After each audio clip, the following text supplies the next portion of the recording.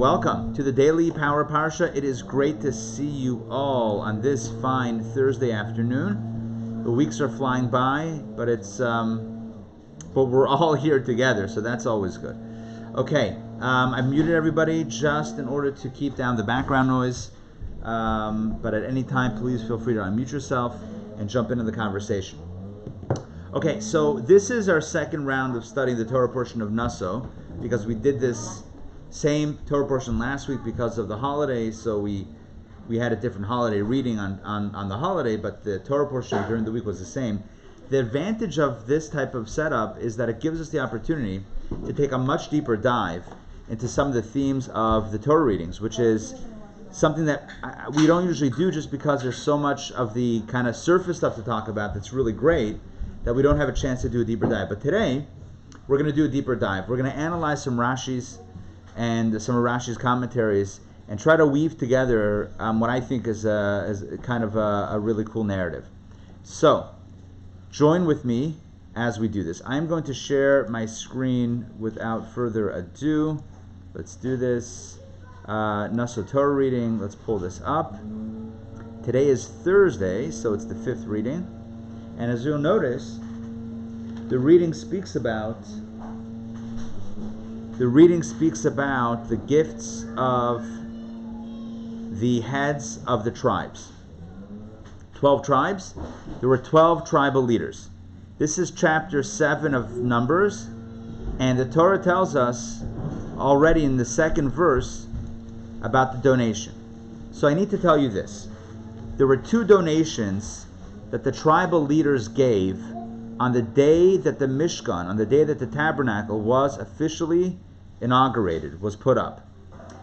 I mentioned this last night in the Torah class, in Torah studies class. This occurred on the first day of Nisan, the first day of the month of Nisan, in the year 2449, which is basically just about a year after the Exodus, a year minus 15 days.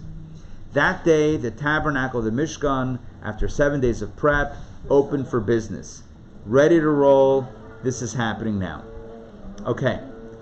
And on that day, the Torah tells us, right in the beginning of chapter 7, it was on that day, on the day that Moses finished erecting the Mishkan, he anointed it, sanctified it, all its vessels, the altar and all its vessels, and he anointed them and sanctified them. And on that day, verse number 2, the chieftains of Israel, the heads of their fathers' houses, presented their offerings.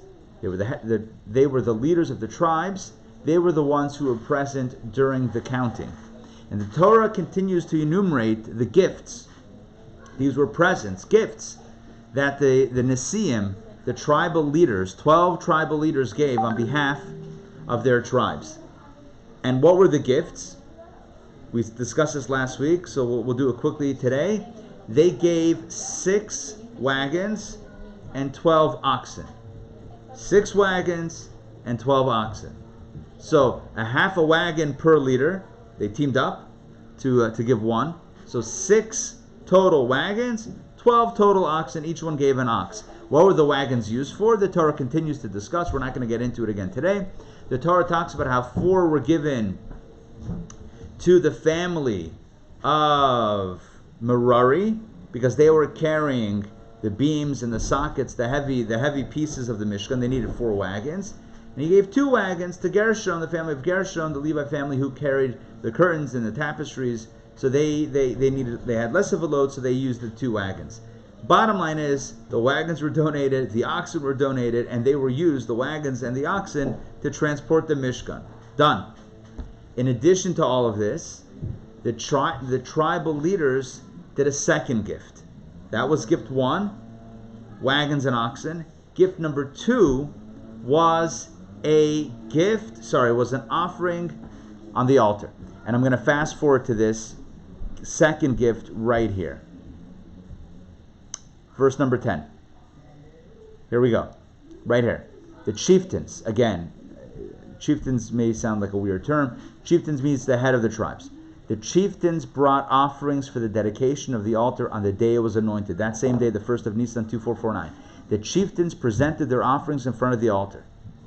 So the chieftains came. Each of them had an offering or had offerings, And God said to Moses, the Lord said to Moses, next verse, one chieftain each day shall present his offering for the dedication of the altar. So they took turns. I mentioned this last week. Every tribe had a day for the first 12 days of the month of Nisan that year. One tribe day 1, second tribe day 2, all the way through day 12. Each of them brought the same offering for their tribe on their appointed day. What was the offering? Again, verse 13. They gave a silver bowl. They gave a silver bowl. They gave a silver sprinkling basin. They gave fine flour and olive oil. They gave a spoon of gold. They brought a bull. They brought a ram. They brought a lamb, a goat, 2 oxen. Right? The list keeps on going. 5 rams, 5 he-goats, 5 lambs. That's what each one brought each day. The Torah continues to enumerate how each one brought it on each day. Last week I explained, why does the Torah specify each one if it was all the same? It could have just said that all the tribes did the same thing. To tell us that everyone was unique as they brought it, even though they brought physically the same things, but the gift was a different experience because it's what's on the inside that counts. But I want to take a deep dive into the kind of bigger picture. In total, the tribal leaders brought 2 separate gifts. They gave a gift of wagons and oxen, and they gave a gift of offerings, the silver bowl, the spoon, etc., and the animals. 2 different gifts.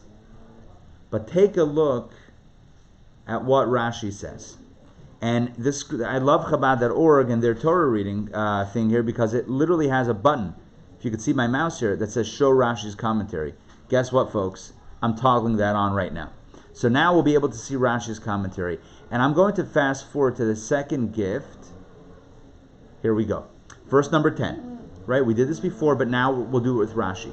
This is where the Torah pivots and tells us that the chieftains, the tribal leaders, brought a second offering. Look what Rashi says. I'm highlighting it right here so you know where I am. The chieftains brought offerings for the dedication of the altar. Listen, after they had contributed the wagons and the oxen for carrying the Mishkan, right? After they gave that, they were inspired to contribute offerings for the altar to dedicate it. Rashi says, what happened? Their intention was just to bring the wagons and the oxen. What happened? Once they brought that, they were so inspired, they wanted to bring more. So they said, oxen and wagons, that was gift number 1. But wait, give us a few minutes. Let's grab some more stuff. They came, they went, they came back, and they brought the second gift, which was, again, the bowl and the spoon and the flour and the oil and the animals. That was the second gift. That was how they were inspired to contribute that gift. It was because of the first gift that they gave. That's what Rashi says. Sounds interesting.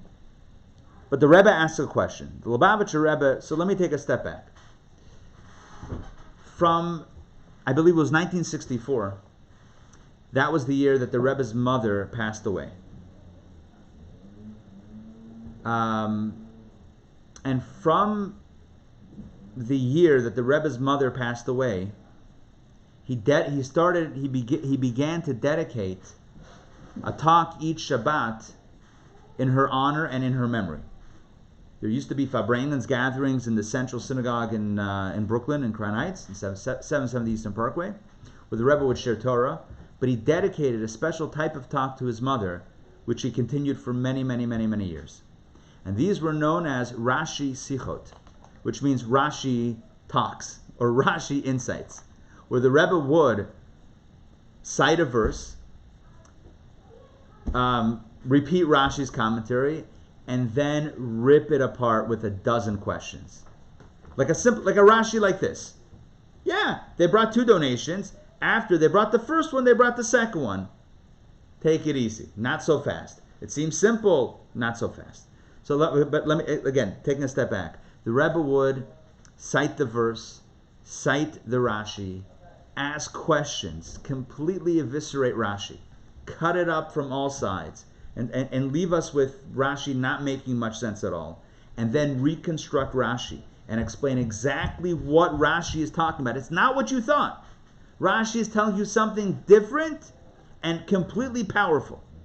That's what the Rebbe did week in and week out with this. The Rebbe's way of learning Rashi, Chumash and Rashi, the Torah and Rashi's commentary, is on such a high level. It's mind-blowing, it's breathtaking, it's nothing short of magnificent. There are books that have been written on the Rebbe's analysis of Rashi. In other words, the way the Rebbe learns Rashi is a way that can be taught in many other areas about how to analyze Rashi. In other words, what were Rashi's principles as Rashi was explaining something or commenting on something. But enough about process. Let's dive right into one of these talks. I'm not going to give you all the questions, but I want to ask one simple question. You may have liked Rashi's commentary. They gave the wagons and the oxen, and then they were inspired to give more. You know, giving inspires more giving. And so they gave a second donation. Ready for the question? Where does it say this? Where does it say this? How does Rashi know this? Where does it come from? Maybe they brought both offerings at the same time. Maybe they brought wagons and oxen and silver bowls and gold spoons and the animals. Maybe they brought everything on the wagon. Maybe they brought the wagons in with all the gifts, pulled it up to the temple, to the tabernacle, and said, "We're here. We got wagons, we got oxen, and we got a bunch of other stuff for the altar." How do we know? And why would they have split it up into two separate gifts? If they wanted to give that gift on some level, they should have brought it from the beginning. So number one, why didn't they? Number two, how does Rashi know that they didn't? Do the questions make sense on Rashi? Yes? Understand the questions? Okay. Good. So, in order to understand this, and this is a classic way that the Rebbe understands Rashi. Sometimes in order to understand one Rashi, you need to look back at a previous Rashi. Rashi dropped clues, little breadcrumbs for you and I to understand what's going on. Take a look at a previous Rashi. This is a Rashi that explains who these tribal leaders were in the first place. Okay? Take a look. Take a look. Take a look at verse number 2. Same reading. It's all today's reading. We just did verse 10. Now we're back to verse 2. Okay, on the day of the inauguration of the tabernacle, verse 2, the chieftains of Israel, the heads of their fathers' houses, presented their offerings. Okay? So, if I stopped right here, I'm going to highlight this. If we stopped right here, and I asked you the question, who were the ones who presented the offerings? Who were they? You would answer, the chieftains of Israel, the heads of their fathers' houses, the heads of the tribes. Sounds good, right? Not so fast, because the Torah continues to describe who they were. Ready? They were the leaders of the tribes. They were the ones who were present during the counting. Why is that? Why is all of that information necessary? Why does, I hope you're with me so far, yes? The first half of the verse tells us who they were. The chieftains of Israel presented their offerings. We could have ended right there, but no, the Torah presses the issue. And the Torah says, you know who these guys were? They were the leaders of the tribes. We kind of got that. And they were the ones present during the counting. Interesting. So much superfluous information. A complete half verse that seems to add nothing to the content. And by the way, you and I read verses like this all the time in Torah. You and I read these all the time and you think, yeah, Torah's just flowery and elaborating and repeating just in case you didn't get the first time, repeating it again. No. Rashi jumps in. Look at this Rashi. It's a marvelous thing to behold. Again, Rashi on verse 2 of chapter 7 of the book of Numbers. Look at Rashi. They were the leaders of the tribes. Rashi explains. Now, one second. Wait, before we get to Rashi, here's something you need to know. If Rashi says something, it means it's not so simple. It means that the verse is a little unusual. Because if it was straightforward, Rashi wouldn't tell you anything. The fact that Rashi jumps in is because of our question. Why are we repeating their bio? We know who they were. They were the chieftains of the tribes. Chieftains of Israel. Heads of their fathers' houses. We know who they were. Why are you telling me again they were the leaders of the tribes? Look at Rashi. Rashi says, what does it mean they were the leaders of the tribes? Not now in 2449. Not now. They were previously also the leaders of the tribes. Look at this. Look at Rashi. They were the officers appointed over them in Egypt, and they were beaten on account of them. As it says, the officers of the children of Israel were beaten. Let me explain. Don't worry about the brackets. That's a commentary on the commentary. The Egyptians appointed Jews to oversee the Jews. By the way, this is something that's done in many societies in which there is this enslavement and persecution, where part of the tactic, it's pragmatic, but it's also psychological and emotional, is to put their own, enslaving their own. Are you with me on this? Yeah? It's the Egyptians put Jews to be taskmasters over their brothers and sisters. And when the Jews were not building, not working in Egypt, as the Egyptians thought they should, the Egyptians took it out on the officers, on these leaders. These leaders, at this point in time, in the year 2449, at the dedication of the Mishkan, these leaders were the same ones who were the ones that were appointed by the Egyptians and who were beaten on behalf of the Jewish people. They took beatings. They were physically abused on behalf of their brothers. This is who they were. These were special people. That's number one. Number two, they were present during the counting. What does that mean? Remember, we're trying to understand the second half of this verse. We know who they were. They were the heads of the leaders. Heads of the tribes. The Torah says no. They were also the leaders of the tribes in Egypt. And they were the ones present during the counting. Let's understand what that means. They stood, Rashi says, they stood with Moses and Aaron when they counted the Israelites. As it says, with you, Moses and Aaron, there shall be a man from each tribe. In other words, the census that we just read about in the previous Torah portion, Bamidbar, the census that occurs, the census that Moses and Aaron were commanded to do or to take of the Jewish people, they were to do it together with these tribal leaders. So the Torah is telling us the following. Let's put everything together for verse number 2. The Torah is telling us that who were the ones that brought the wagons and who were the ones that brought the oxen? Who were they? They were the heads of the tribes. They were the representatives. They were the governors, right? Whatever it is, they were the heads of the tribes. 12 tribes, 12 leaders. But who else were they? They were the ones who were the officers in Egypt who took a beating for their brothers. And they were involved in the census. Now we have some more information, which is why, according to Rashi, the second half of the verse exists. The Rebbe jumps in right here. And the Rebbe explains, the Lubavitcher Rebbe explains magnificently that what's the difference between these two items on their bio? What's the difference between their experience in Egypt as the officers who were beaten and their experience counting the Jewish people together with Moses and Aaron? What's the difference? You might say, well, it's very different. One is, slavery, and one is counting. And what's the connection? But there's another difference. And the difference is that in Egypt, they weren't particular to which tribe they were meant to be the officer for.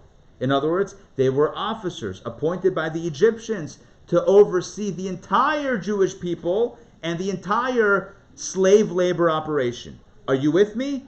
It wasn't tribal. It was leaders. They were leaders who were chosen to oversee the collective Jewish people. So they were leaders, they were officers for all, not for specific tribes. They were officers for all in Egypt. But when it came to the counting, the second half of the verse, they were the ones present during the counting. The counting did happen tribe by tribe. Each tribe was counted individually. And each leader stood with Moses and Aaron as that one tribe was being counted. As that one tribe was being counted, those leaders helped with their tribe's count, which evokes a dual role of leadership. You see, I hope you see where we're going with this. A leader has two roles. Number one, I'm going to start from reverse order. The second and then the first. On the one hand, a leader is particular. This is my tribe, my people. Maybe let's talk about families. This is my family. I'm the head of household of my household. So everyone has their particular, the smaller area of influence and leadership. That would be the idea of being present during the counting. When your tribe is counted, you're the one that Moses and Aaron are consulting with at that time. That's when you get involved. But it's a particular leadership over your tribe. But the first point, they were the leaders of the tribes, as Rashi points out. In Egypt, when the Egyptians enslaved the Jewish people, they didn't enslave them tribe by tribe. They enslaved them as a collective. And as a collective, these were the officers. The officers were the ones that were that were working really, they were forced to work on behalf of the taskmasters, and they oversaw the collective, which tells us a second area of leadership. A leader is not just meant to worry about a particular, but is also meant to think about the bigger picture as well. Yes, you can put your family as the first priority, but if you only care about your family, and we have to care, if we don't care about our own home, so to speak, so then can't expect someone else. It starts at home. But if we only care about ourselves, right, then like Hillel says, Im ein ani li mili. If I'm not for myself, well then who will be for me? I have to take care of this. But money,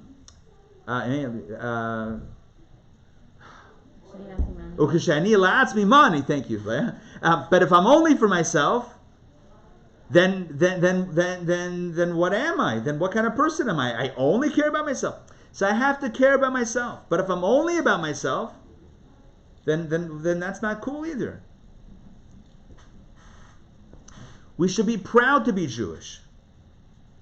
And we should be uniquely proud. Proud to be uniquely Jewish. Yes, of course. But if only Jews matter, right? If we only care about ourselves, that's not okay either. A leader has to be a leader over a particular tribe and for everyone as well. That's what leadership is. That's what true leadership is. And so the Torah tells us that in perfect mirroring, in perfect reflection of the two roles of a leader, of the two roles that do not two gifts. One gift, the wagons and the oxen, a universal gift. It wasn't a tribal gift. It was used to carry the tabernacle, which was for all the people. It was a universal gift. And the second gift was a specific gift, one per day for each tribe. It was that tribe's gift. So the 12 leaders gave two types of gift. It wasn't just a gift. Wagons, oxen, spoons, bowls, animal offerings. Lump it all together. No, Rashi says in verse 10. Can't lump it together. One came first and then the second. Because a leader has two distinct roles. There's a leadership role for everybody and then a particular leadership role. And I reverse the order because usually we start at home and then we fan out. But the Torah is telling us in the final analysis that indeed it's the first role that leads to the second. If we start caring about everyone, then we can also care about what's going on inside. So the Rebbe explains this is why Rashi in verse number 10 knows, without even needing to ask or without a hesitation, Rashi knows that these were two different gifts. Rashi says after they gave the wagons and the oxen, they were inspired to contribute offerings for the altar to dedicate it. Why split into two gifts? Because they were conceptually two different gifts. One was a gift for the whole Mishkan on behalf of the entire people, and one was a particular contribution to the altar for their tribe. Universal and particular. Of course they weren't given at the same time, because they're completely different. Thematically, they're completely different gifts. Does this make sense? Yes? Ish? Yes? Okay. Yes. I'm going to keep on asking yes till you feel guilted into saying yes or thumbs up. Okay. No. I want to give you the upshot or the takeaway from this. The Rebbe continues to explain that this is why. we have a tremendous custom that is absolutely incredible. A custom that we do before we daven, before we pray each morning. You may know this. You may have encountered it in your prayer books. You may have heard me talk about it in other classes. And what is it? It's the fact that before we pray, we say, Hareini mekabel olai mitzvat aseh shel v'ahavta l'reacha kamocha.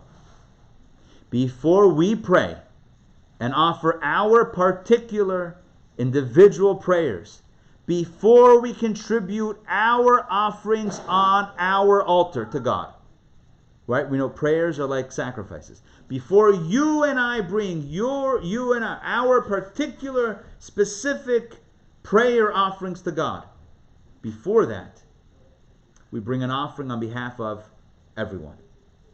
And we say, Hareini mekabel alai.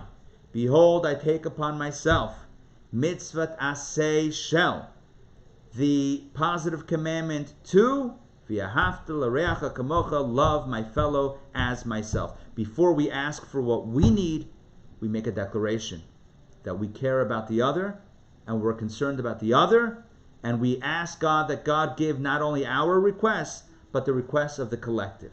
And this is the same model that happened 3,331 years ago, in the year 2449 from creation, when the 12 tribal leaders brought two distinct gifts. They brought a gift for everyone, and then they brought a gift from themselves and from their tribe. And that is what we do every morning when we pray. We say a prayer for everyone, and then we begin to pray for our own needs. Because you have to think of the other person. You have to think of the other people.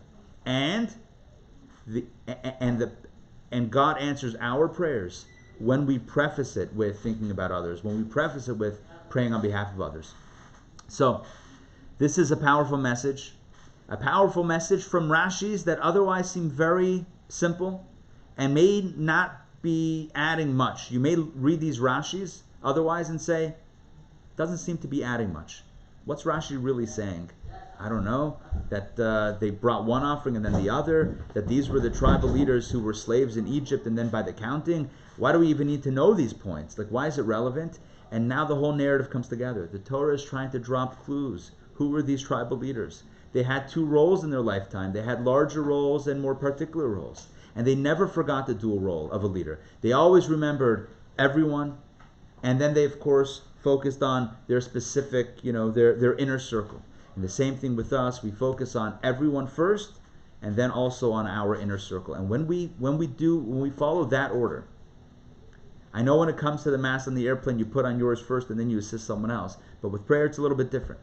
We first pray for someone else, and then we pray for ourselves. When we follow that order, when we first give the wagons and the oxen, and only then we give our own tribe's offering, so to speak, that's when our prayers have the true power, and that's when the blessings come raining down upon us and give us and everyone what we all need.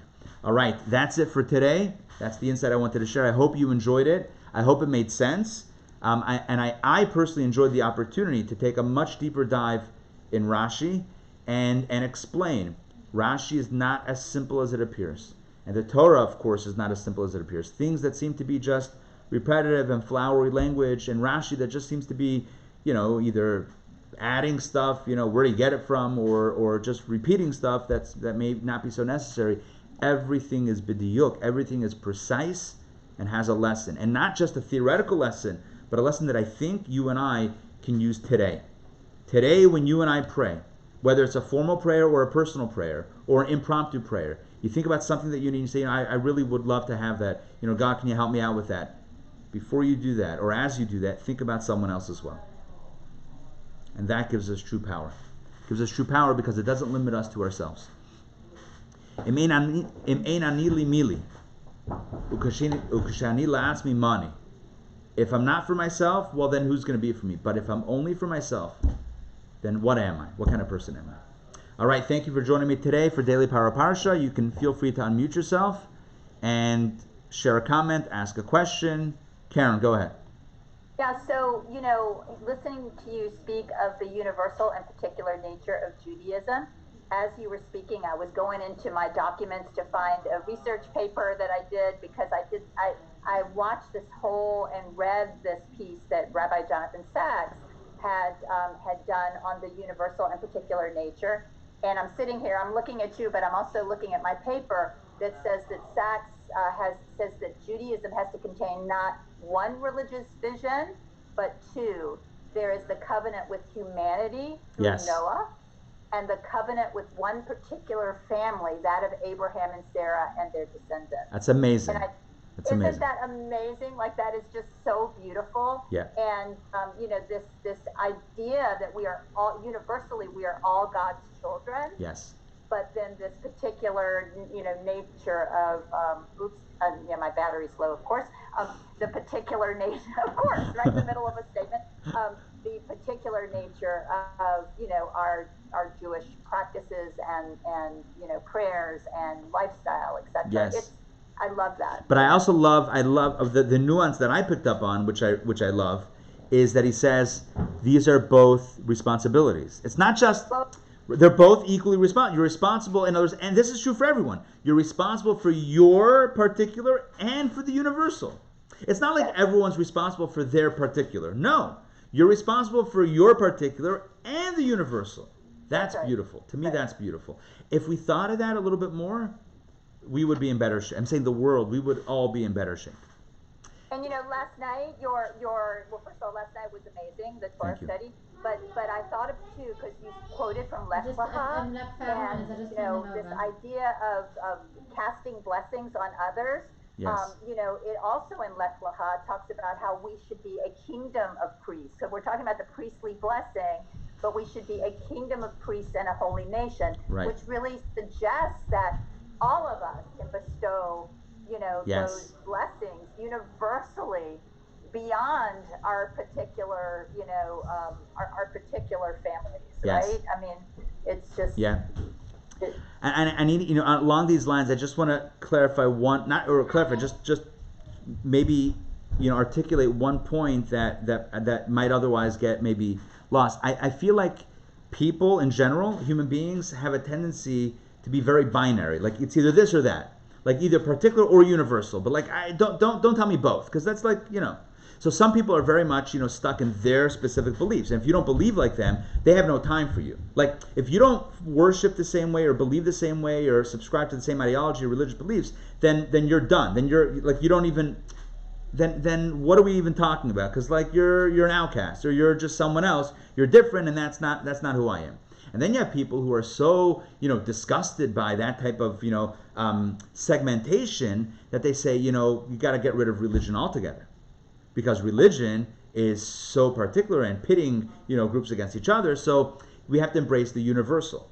Like I've spoken, just I had a conversation once with Mitch Albom. You know Mitch Albom, the writer? yes, Yeah, Tuesdays with Maury.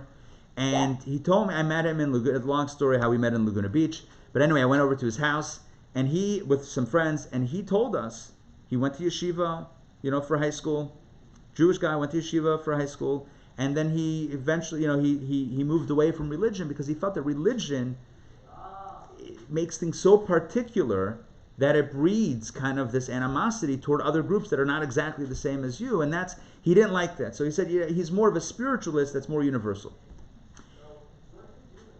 There's a tendency to go.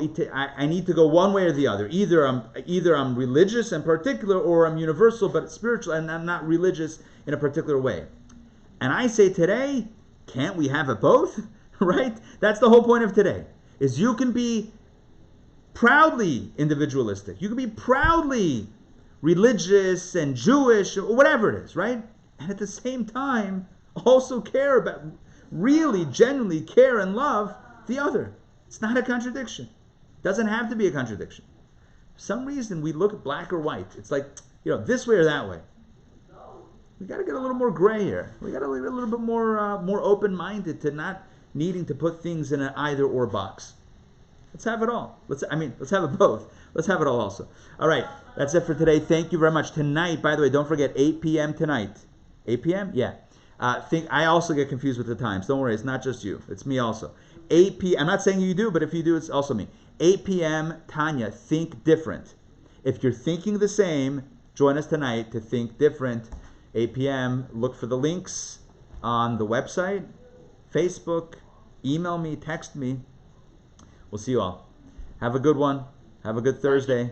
Thank you. Take care. Pleasure. Bye. Good to see you.